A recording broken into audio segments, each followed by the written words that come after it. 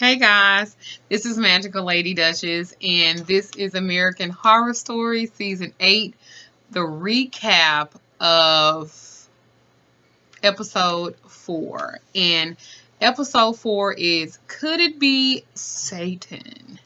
You know what? It's so funny. Speaking of Satan.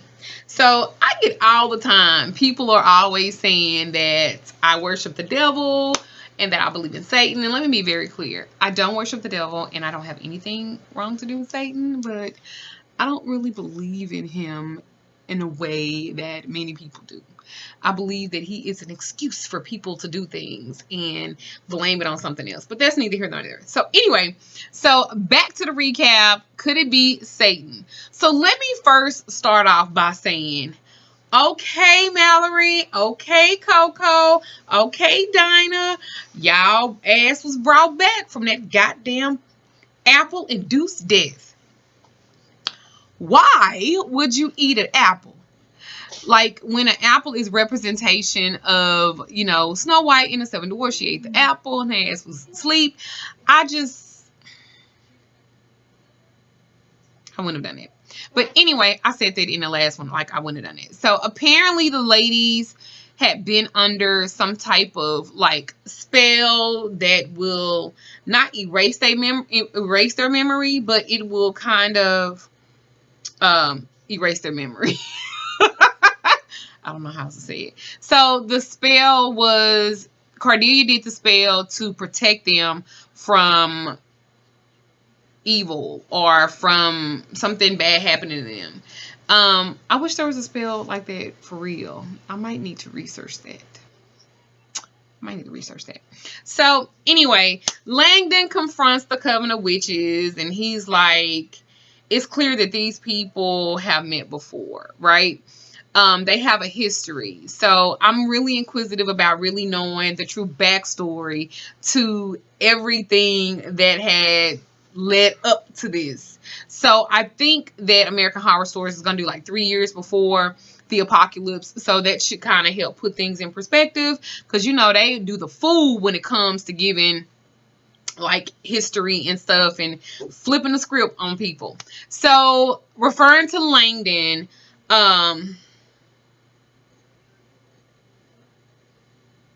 Myrtle kind of like does a little read and was like, the world is almost as bad as his dinner jacket, but at least the world can be saved. So I guess supposedly his dinner jacket couldn't be saved. Yeah. So I told y'all I'm trying to get with these quotes and put like a quote on like my favorite quotes of like everything. Yeah. I'm trying to do that. So anyway, the end of the world has come down to like really a battle of like warlocks and witches. And let me be very clear, all you warlocks out there that watch this and witches too, I am here for it because I'm not one that really knew too much about warlocks. Let's think about the definition of a warlock. So the definition of a warlock is supposedly a witch that was kicked out of a coven or they're no longer a part of something like that. It's considered to be a bad thing. Like they're not connected in some kind of way like that. So I was really excited for this opportunity to be seeing all of these little baby warlocks. Because, in the occult world, all they really talk about is witches. They don't really talk about warlocks. So kudos to American Horror Story for specifically speaking and teaching on it. Like that was really good. So now that we have to understand that everybody that was introduced in episode 1, 2, and 3, baby, they are no longer a part of American Horror Story. They are bye-bye. Now, damn, that's a cold piece. But, for now, they always regurgitate and use the same people. So backstory. So they go back to 3 years, like I said, and it was like Hawthorne.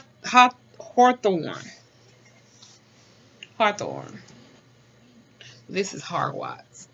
Say Walmart. I love this. Like, y'all probably gonna see 3 or 4 more videos, and I got the sweater on, so you're ready because I love it. I love Harry Potter. I think they had a porno with Harry Potter, but I think they called it something else. I don't know. So anyway, so the backstory is they flash back to 3 years before the bomb, and there's like at an all boys school called Hawthorne. Hawthorne, like I said, not to be confused with Hogwarts. So like a bunch of the boys are like chanting a circle, and they have like these shard glasses that they create, and it forms into like a big ball. Like I was like, okay, great. So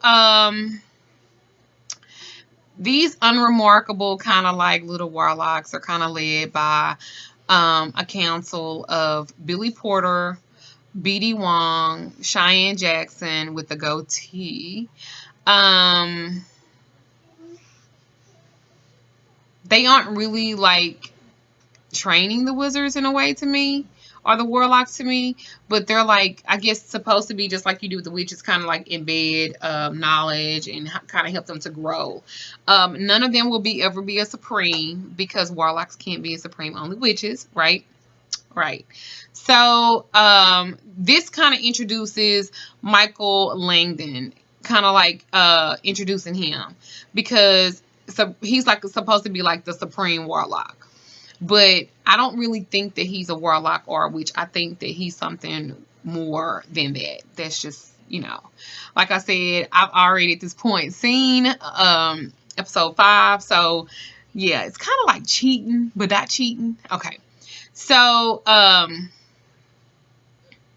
the Grand Chancellor kind of breaks Langdon out of jail, and Miss Mead joyfully kind of like watches, because supposedly I think that she like raised him a little bit, or she was like really influential influenced in his life. This Louisiana Texas twang sometimes it get me. So she like could have at least posted bond for him, but I guess the chancellor had to come and get him, because that's how he gonna be introducing the story or whatever.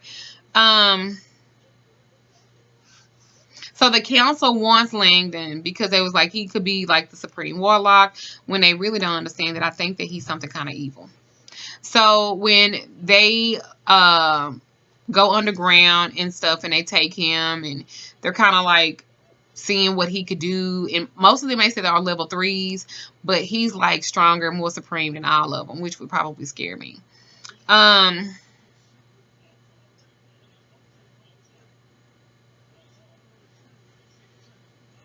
Oh, so also their school is like underground.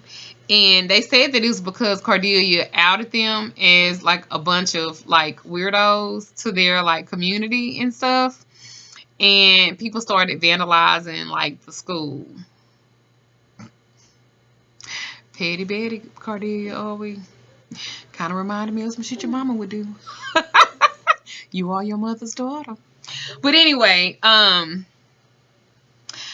don't think that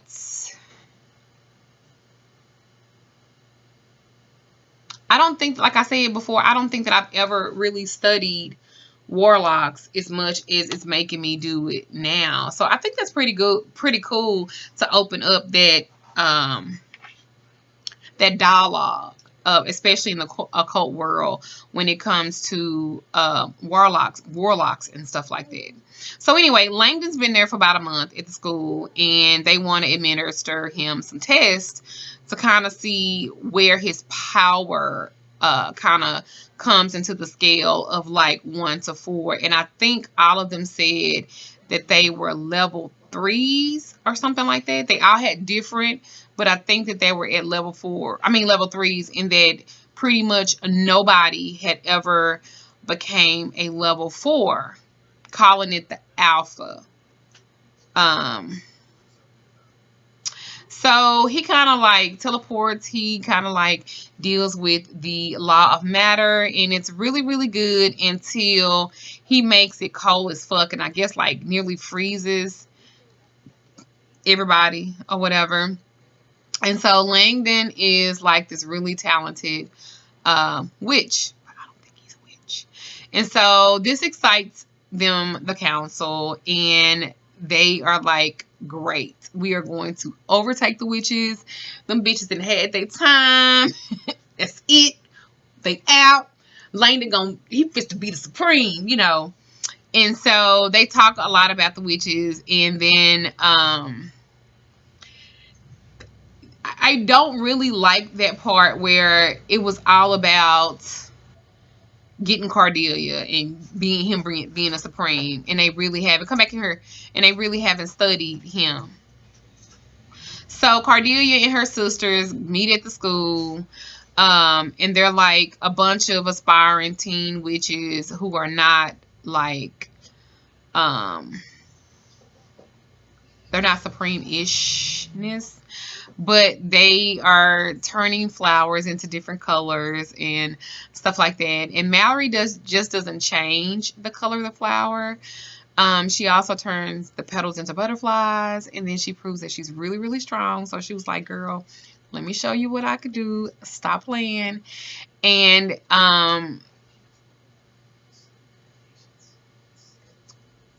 in my opinion, I mean, that was still better than the glass.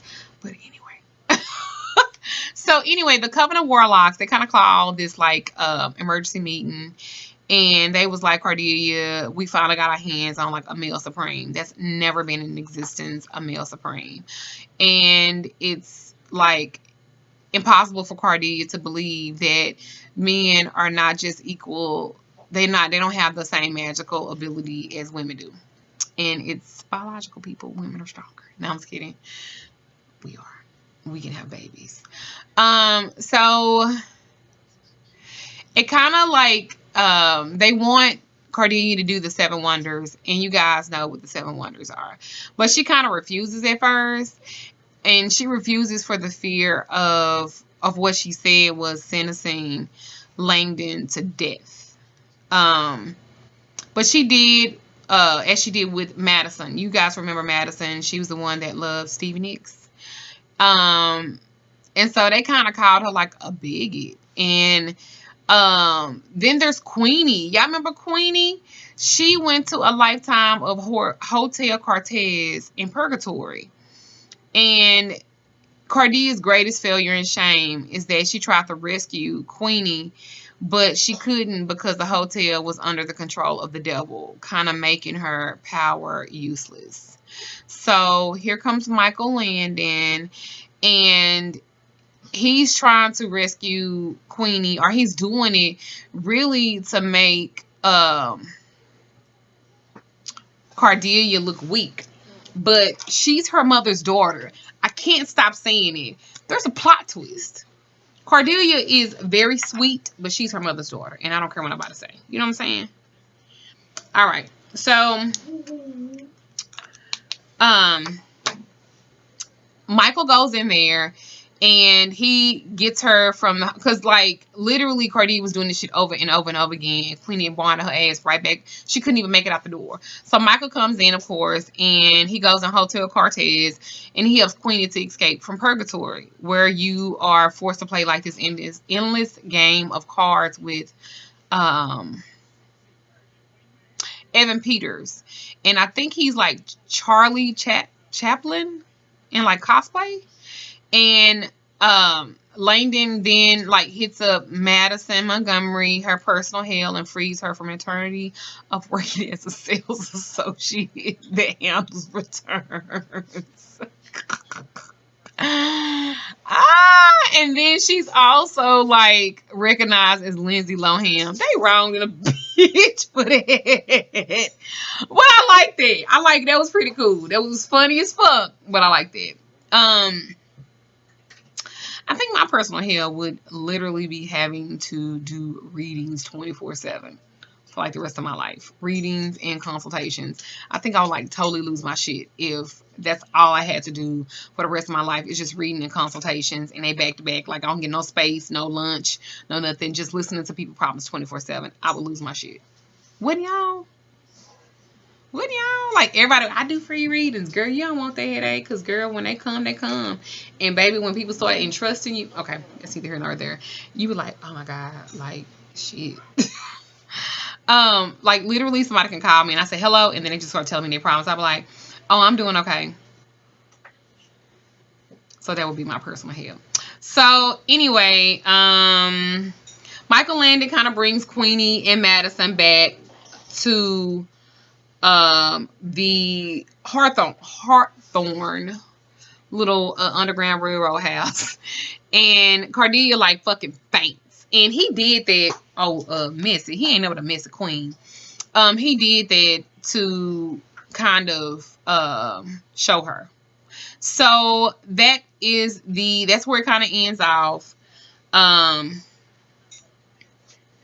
He kind of ends off. I'm ready for the next plot twist, aren't you guys? So tell me what you think about it. Tell me what you think about Michael and Cordelia not being able to be as powerful as he is. Tell me what you think about that. That's kind of scary. But anyway, I enjoyed this episode. It was better than the last one. It's keep getting better and better. And now I'm on to last night's episode. So that's the next video. And I will be caught up. And I'm sorry, y'all. But I'm trying to get this store open and ready. So I could, show it off. So anyway, if you guys want to know anything about my store or anything like that, you can actually go online and you can look at my website because I have pictures of things that are in my store. And I'm going to be selling stuff wholesale all over the world and everything else, like I pretty much already have been doing, because I have had my online store forever. And, well, forever for me is a couple of years. So anyway, you can go on mldholistic.healing.com, and it's MLDHOLISTIC healing HEALING.com. You can also go on. I'm still working on my website, so y'all give me a little time, okay? So I'm working on it. I have somebody that's great. She's great. She does logos and everything else, and she's helping me, so I don't have so much to do on my own, and I appreciate that. So she's helping me. So check out my website. I am open now. If you live in Dallas, come see me. It's off of 30 in Gus Thompson. Go on my website. It has all the information there. You can also go on my other website for readings, consultations, and everything else and more. And some of that great love and dark working that y'all like. And that's www.magicalladyduchess.com. That's MAGICKAL, Lady, LADY, Duchess, DUCHESS.com. You can get readings, consultations. I do love consults for $50. I can tell you pretty much if you need to leave them or be with them or whatever the case may be. I don't do work for everybody, but this is a great way of being introduced to me and my style and the way that I can help you as well. I hope you guys enjoyed this. Please leave comments. I love comments. I try to answer all of them.